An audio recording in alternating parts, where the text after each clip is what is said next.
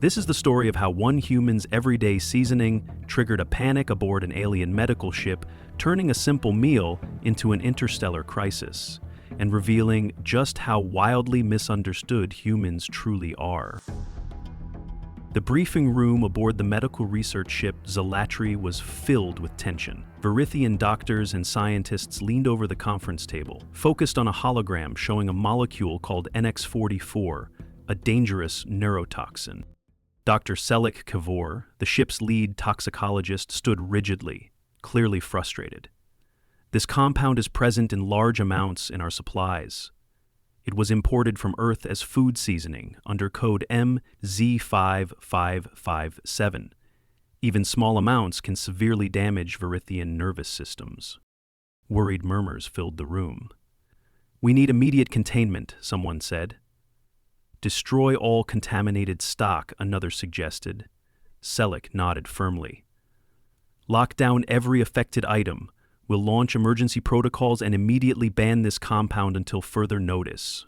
While the Verithian delegation deliberated, Thomas Reed, who everyone just called Tom, was oblivious to the diplomatic and medical chaos brewing around him. Tom was a 34-year-old maintenance specialist from Earth, posted aboard Zelatri as part of a cross-species cooperation program. His job, though technically engineering, often found him navigating between human quirks and alien protocol like a clumsy diplomat. And right now, he was hungry. Down in the crew's galley, Tom rummaged through the supplies that hadn't been quarantined yet. He'd noticed some commotion from the science deck earlier, but as far as he was concerned, food was food. His eye caught a container labeled with a familiar Earth emblem, a stylized pepper shaker, and the words, "seasoned salt." He grinned, pulling it from the shelf. He'd always been a fan of seasoned salt, a blend of salt, garlic powder, onion powder, paprika, and something extra that gave it a kick. He unscrewed the lid and gave it a tentative sniff, the warm, savory aroma flooding his senses. "Perfect," he muttered, shaking a generous sprinkle over his rehydrated protein pack, a dull-tasting slab of faux meat that desperately needed flavor.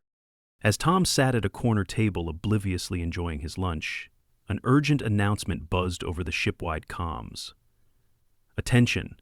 All personnel are instructed to immediately report any possession of or contact with Trade Manifest Code MZ557. This compound is now classified as hazardous. Isolation protocols are in effect." Tom paused mid-bite, a bit of protein dangling from his fork. He glanced at the container beside his tray and squinted at the fine print. MZ557? Wait, that's... He chuckled, shaking his head. "Guess the docs are being extra careful." No sooner had he resumed eating than a trio of Verithian medics in containment suits burst into the galley. Their four-fingered hands were raised, and one of them, a tall figure with skin the color of oxidized copper, approached cautiously.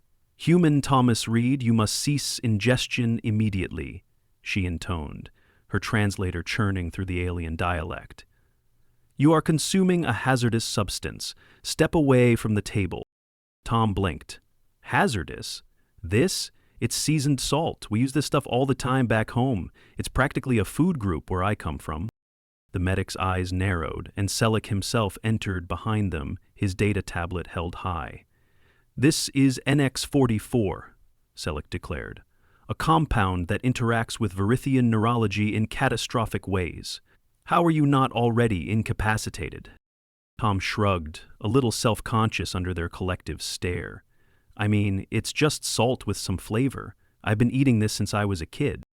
Selik's lobes pulsed anxiously. "You are ingesting a neurotoxin."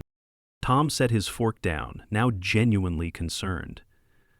"Wait, you're saying this stuff could hurt me?" Selik's data tablet scanned Tom's vitals through his crew badge. The readouts were alarming to Verithian eyes. Elevated heart rate, mild hypertension, but nothing indicative of imminent collapse. "Your biology," Selik murmured, more to himself than to Tom, "is not responding as it should to a known neurotoxin." Tom rubbed the back of his neck, feeling the stares. "Honestly, it's probably the garlic. Or the MSG. We use this in everything, fries, meat, popcorn. Gives it a kick." Selik's voice turned to incredulity. You intentionally consumed this compound? Tom nodded. Pretty much daily. You can't even buy popcorn at a ball game without it. The Verithian team exchanged glances, murmuring in their language. The weight of the misunderstanding sank into Selik's shoulders. They hadn't anticipated this. NX-44 was a neurotoxin to them, but Earth species, humans specifically, seemed to have a baffling resistance to it. Worse, they were sprinkling it on their food for flavor. Human, Thomas Reed, Selik said slowly, you will accompany us to the medical bay for observation. We must determine how your physiology neutralizes the compound. Tom sighed, pushing his tray away. Fine, fine. Can I at least finish my lunch? No, Selik said firmly. Not unless you wish to cause a diplomatic crisis. Under escort, Tom was guided through the corridors, feeling increasingly like a lab specimen rather than a maintenance specialist. His mind buzzed with unease. If something humans considered harmless was deadly to Verithians, what did that mean for future joint missions? What other culinary landmines had humans introduced without realizing it? In the sterile quiet of the med bay, Tom sat on the examination table while alien instruments scanned his body. His blood was drawn, analyzed, and compared to the Verithians' own samples. The scanners hummed and beeped, recording neurological responses, enzyme reactions, and liver function. Selik stood by, visibly agitated, while his team processed the data. After an hour, a junior medic approached with a handheld device. Dr. Kavor, the human's biochemistry shows rapid metabolization of the compound. It appears the sulfur component binds with certain human enzymes, rendering it inert at common exposure levels. Selik's brain lobes quivered faintly. This is astonishing. Thomas, are you experiencing any discomfort, headache, nausea, muscle weakness? Tom shook his head. Just a bit of a salty aftertaste. You're telling me my body's basically neutralizing this stuff? Yes, Selik admitted, but it remains hazardous to Verithians. Even trace amounts could prove fatal. Tom's eyebrows lifted. So, I've been walking around eating this, and meanwhile, everyone else on this ship was treating it like a bioweapon? Correct, Selik said tightly. You may have inadvertently contaminated shared spaces. A deep pang of guilt hit Tom. I didn't know. I'm sorry. Selik sighed. The error was mutual. However, we must now implement strict decontamination protocols. You and your personal quarters will be thoroughly sterilized. Your contact with Verithians will be limited until further notice. Tom sat back on the table, the weight of the situation finally settling over him. So, this seasoning I've been using is toxic to you guys, and here I was, thinking I was just making my lunch taste like home. Selik nodded, his expression unreadable.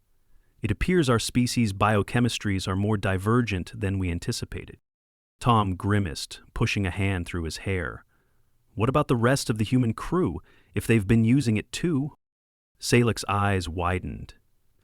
We will need to quarantine the entire human contingent until further screenings are complete. Tom exhaled slowly. Well, this is going to make for one awkward dinner shift. Selik didn't respond, but the look in his eyes said it all. This incident wasn't over. It was only beginning.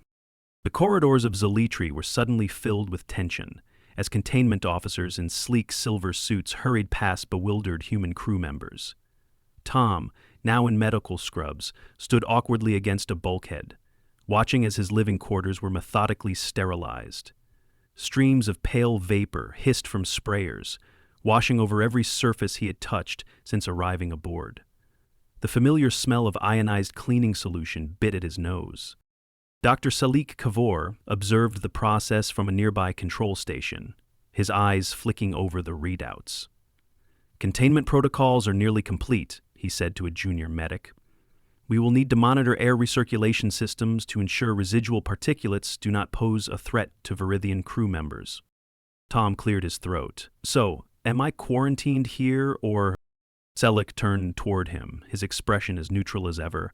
For the next 72 Earth hours, yes. You will be confined to decontaminated quarters with a monitored nutrient supply.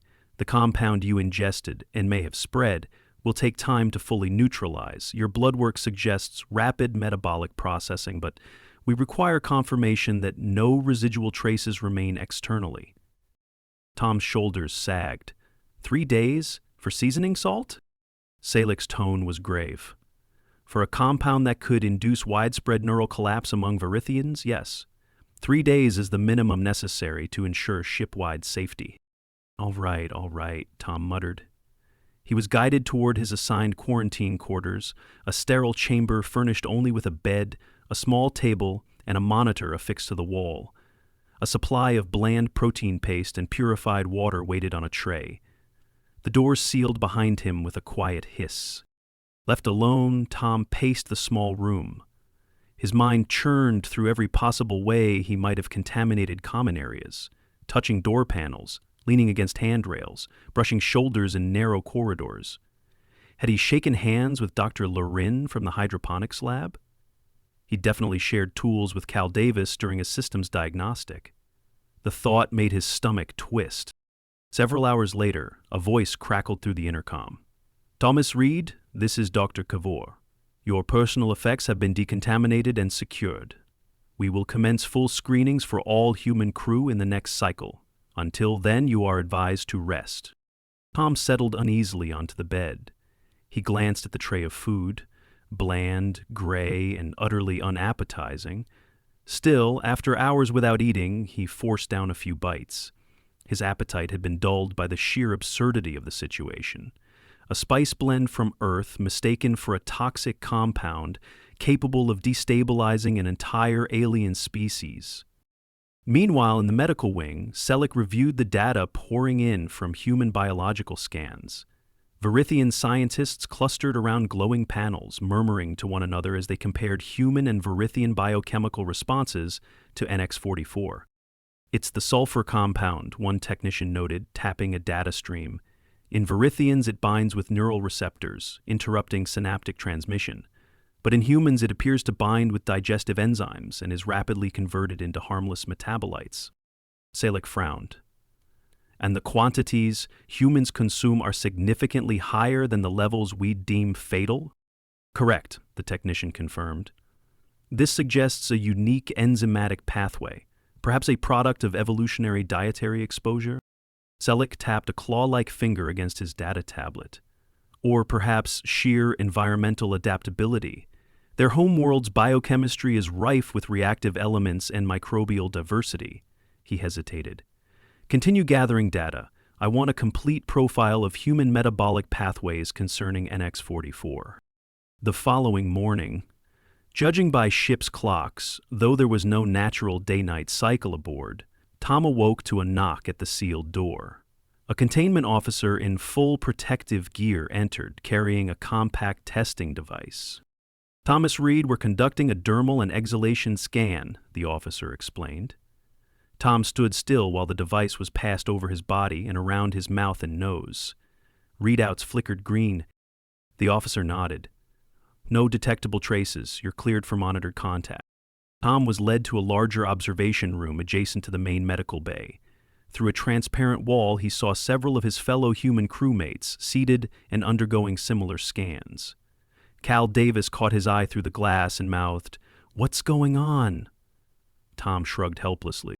Selig approached, hands clasped. "Your colleagues have also tested negative for residual contamination," he said. "However, to prevent future incidents, we must institute a full review of human-imported foodstuffs. Until further notice, all Earth-based consumables are under embargo aboard Zelitra." Tom winced. "You're saying we can't even have our snacks anymore?"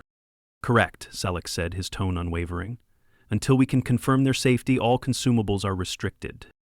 A low murmur of frustration rippled through the human crew. Cal gestured toward the galley. "What are we supposed to eat then? Just protein paste?" Selig inclined his head. "For now, yes." Later that day, in a hastily convened meeting between Verithian command staff and human representatives, the issue of the banned substance came to a head. Captain Valar, a tall Verithian with a mantle of bioluminescent fins, addressed the humans with a mix of concern and curiosity. We understand this compound, this seasoning, is commonplace on Earth, Valar said, his voice resonating through the chamber. Can you provide a detailed list of its ingredients and typical human usage patterns? A human representative, Dr. Lisa Vaughn, nodded.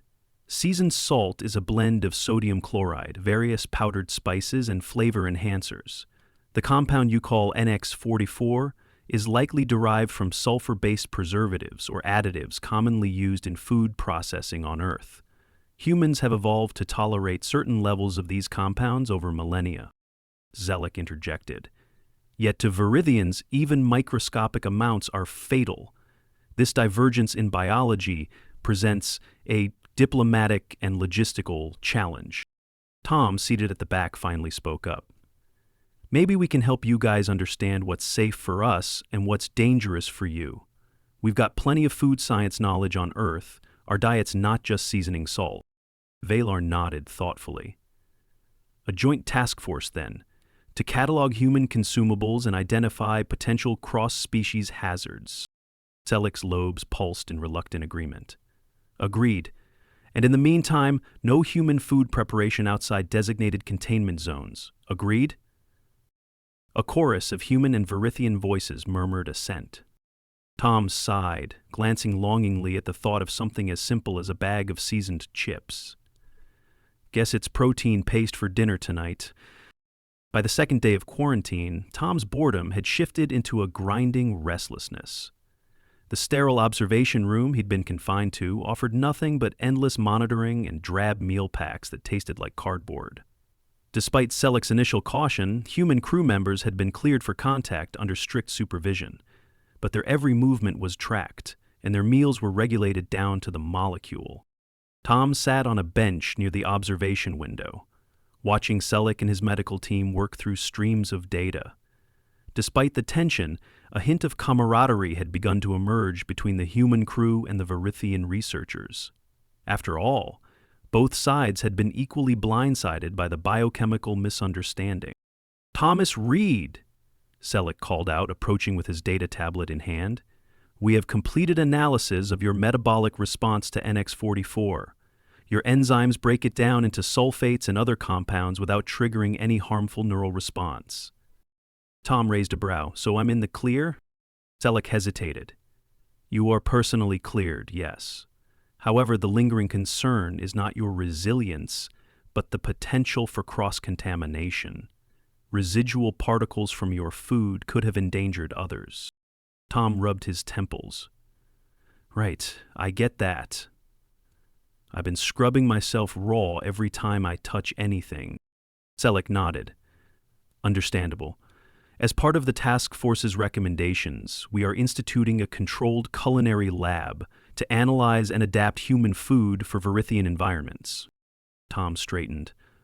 A lab like a kitchen? A secure kitchen, Selleck corrected, supervised by both Verithian toxicologists and human nutritionists. The objective is to replicate human flavors using compounds safe for Verithians. At that moment, Cal Davis appeared, flanked by containment officers. He'd spent the last few hours under isolation, but his broad grin suggested he'd been briefed. Tom, you've started a culinary revolution without me? Tom chuckled dryly. Yeah, and I didn't even get a bite of real food out of it. Selleck glanced between them. Since you both were primary contacts, you will serve as test subjects for the adapted menu once the lab is operational. We anticipate that by incorporating non-toxic analogs, we can safely recreate human dishes for Verithian consumption. Cal's grin widened. So, we're official taste testers for alien food? More accurately, Selleck said, for human food reformulated to avoid mass neurological collapse. A few hours later, the newly designated culinary lab was hastily assembled in a sealed section of the ship. Human volunteers under observation donned sterile suits and prepared familiar dishes, substituting Verithian-approved ingredients where necessary. Tom was assigned to demonstrate preparation methods for several common human dishes. He stood at a gleaming prep station, laying out sterilized versions of earthly staples. So, this is fried rice, he explained, pouring sanitized vegetable mix into a pan of neutral cooking oil. Normally, we'd add garlic, soy sauce, maybe a sprinkle of that seasoned salt, but today we're sticking with basic stuff that won't kill you guys. Selleck observed from behind a transparent partition. And these substitutions, will they replicate the flavor accurately? Tom hesitated. They'll be close, but without the sulfur compounds and preservatives, it's going to taste bland. As the first modified dishes were prepared and sampled by human test subjects, the Verithian researchers recorded the outcomes meticulously. One after another, dishes were refined. After several rounds of experimentation, they succeeded in replicating a basic approximation of the human flavor profile, minus the deadly components. By the third day, the ship's mess hall reopened under controlled conditions, with the hybrid menu cautiously rolled out. Verithians tentatively sampled modified versions of human foods, their reactions ranging from cautious approval to mild disgust. Tom and Kel sat at a corner table, enjoying a steaming plate of hybrid fried rice, while Selleck cautiously nibbled at a modified sample, beneath the thick layers of outer space. "I have to admit," Selleck said, dabbing delicately at his mouth, "this is not entirely unpleasant." Tom grinned. "It's no seasoned salt, but it's edible." Selleck regarded Tom thoughtfully. "Your species' resilience to toxic compounds is remarkable, but it also underscores the dangers of cross-species assumptions. Had we not identified this compound in time, the consequences could have been catastrophic." Tom nodded seriously. "I get it. Trust me. Back home, we're used to thinking of food as safe by default. I'll be a lot more careful from now on." Selleck inclined his head in acknowledgement. "And we will be more vigilant about understanding the biochemical diversity among our allies." Just then, a junior medic hurried over with a datapad. "Dr. Cavor, we've completed screening on the remaining human crew. All tests are negative for residual contaminants." Relief washed over Selleck's features. "Excellent. We can begin easing restrictions." Tom let out a long breath. "Finally. I was starting to think I'd be eating protein paste for the rest of the mission." Selleck managed a faint smile. "Consider it a diplomatic lesson in humility and caution." Cal leaned in, lowering his voice conspiratorially. "So, does this mean we can get real popcorn back in the mess hall?" Selleck's lobes pulsed faintly in a gesture Tom was beginning to recognize as amusement. "Perhaps, if you're willing to share your knowledge of safe flavorings with our task force, but seasoned salt is off the table, permanently." Tom laughed softly. "Fair enough. I'll bring the list of Earth-safe seasonings next time we meet." Selleck nodded. "And perhaps you can teach us how to prepare them without risking interstellar incident." As laughter echoed softly through the mess hall, the Verithian and human crews found themselves united not only by mutual caution, but by the shared absurdity of a seasoning that had nearly sparked a medical crisis. 2 weeks after the incident, the interstellar research vessel Culinary had returned to a semblance of normalcy, though the faint aroma of sterilizing agent still lingered in the air vents. The temporary embargo on human food had been lifted, with strict protocols in place to ensure no cross-contamination of Verithian-sensitive compounds. Joint human-Verithian teams now carefully cataloged every imported consumable. Tom found himself unexpectedly at the center of this collaborative effort, much to his chagrin. He sat in the galley, finally allowed to enjoy a real meal. Not the protein paste that had haunted his quarantine, but a proper Earth-style lunch adapted to meet the new safety regulations. A careful blend of non-toxic spices lent the food some flavor, though it still lacked the distinctive kick he'd grown up with. Cal dropped into the seat opposite him, balancing a tray of similarly modified fare. "Not quite the same as home, huh?" Cal said, poking at his dish with mock dismay. Tom chuckled wearily. "I'd kill for a bag of regular chips right now, but I'm not about to risk shutting down the whole ship again over a snack." Just then, Selleck Cavor approached, his posture more relaxed than Tom had seen since the incident began. He carried a data tablet under one arm, its holographic interface flickering faintly. "Thomas, Cal, I trust your meals are satisfactory under the new guidelines?" Tom gave a wry smile. It's edible, and no one's collapsed, so that's a win. Selleck inclined his head. Indeed, your cooperation has been invaluable. The Joint Task Force has finalized protocols for safe human Verithian food integration. Furthermore, we've identified several human spices and flavoring agents that are not only non-toxic, but may be beneficial to Verithian metabolism. Cal raised an eyebrow. You're saying some of our stuff is good for you? Selleck nodded. In controlled quantities, certain earth demide compounds possess antioxidant and regenerative properties when introduced to Verithian systems. However, we will proceed cautiously. We've learned not to underestimate the complexity of your biochemistry. Tom's expression softened. Glad we could help, even if it started as a complete accident. Selleck's tone was more reflective now. Accidents are often catalysts for understanding. This incident, while troubling, has opened avenues for deeper cooperation and mutual learning. It has also highlighted the resilience of your species, though I caution you not to become complacent in matters of interspecies safety. Tom nodded, sobering. Believe me, I've learned my lesson. I won't be bringing mystery seasoning on board again without checking first. Just then, a familiar voice chimed over the ship-wide comms. Attention all crew. A celebration of successful containment and resolution efforts will be held in the central gathering hall in 1 hour. Attendance is encouraged. Human and Verithian dishes will be served, under strict safety protocols, of course. Cal grinned. Looks like we're finally getting a real meal, and maybe even a few new hybrid dishes. As the announcement ended, Tom stood and stretched, feeling a cautious sense of relief. Come on, let's go see what they've cooked up. If I'm lucky, it'll almost taste like home.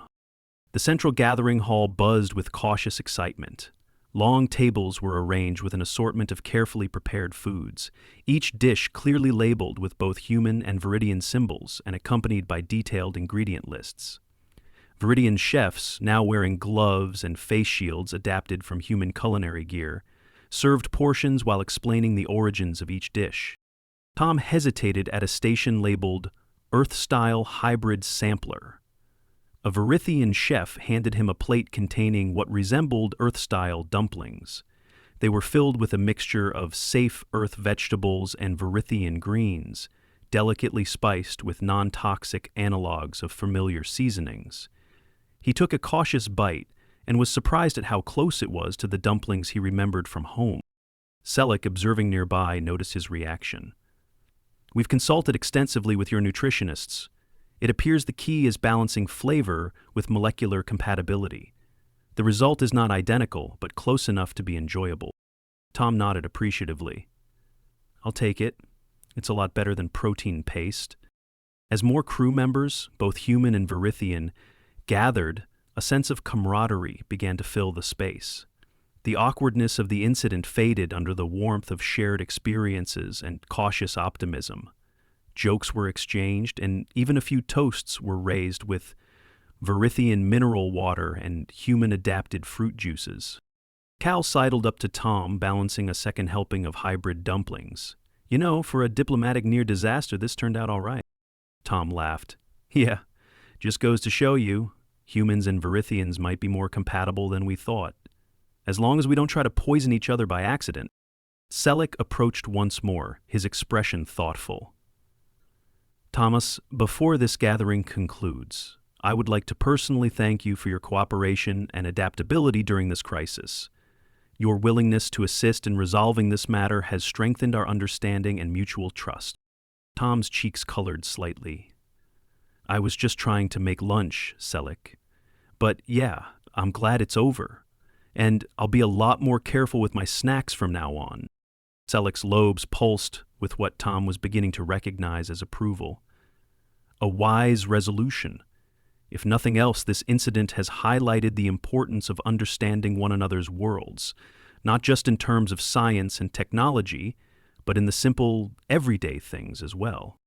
As the gathering continued into the evening, humans and Verithians mingled, sharing stories and cautiously exploring the new hybrid dishes.